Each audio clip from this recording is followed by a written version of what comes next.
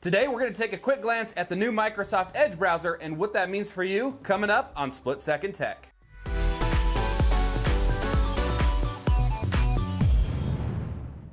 As some of you may have heard, Microsoft has decided to go through and redesign their new Edge browser using the Chromium Foundation. For those that don't know what Google Chromium is, it is Google's open source web browser project that supplies Google Chrome most of the code. For those of you that are wanting to go in and try out the new developer build, you will want to visit the URL below. I will also put the link in the description of the video, and you can download either the developer or the Canary, just depending on how fast you want that to update. If you want daily updates for immediate feature releases, you are going to want to download Canary, or if you just want weekly, that is going to be the developer. Either way, once you have that downloaded, go ahead and open it up, and you can see that it is very similar to Chrome. After all, it does use Chromium as its base foundational code. You'll notice a lot of things are similar out of the box, as it does use Chromium as the foundational code, so it looks very similar to Chrome. However, Microsoft has said they're going to go through and of course customize it the way that they want. You can go through and see that it has most of the different types of settings that Chrome has. You can even see that it has the Edge :// flags just like Chrome did, and you can go through and see that it has very similar settings. This will benefit us because Windows is now contributing to the Google project, which allows better Windows integration, better website and extension functionality and compatibility, because developers don't have to go through and optimize for different types of browsers or extensions, since everything is using roughly the same code. And of course, that wraps up today's video, bringing us to our question of the day. How do you feel about Microsoft using the Chromium code? Leave your answers in the comment section below the video. And while you're here, don't forget to check out some of the other videos that we have on this channel. We got a lot of how-tos, a lot of tutorials. I'll link a couple over here on the right-hand side of your screen, as well as don't forget to subscribe. You can do that by clicking the subscribe right here. Get to hit the notification so you don't miss out on any type of future content, and we will see you on the next one.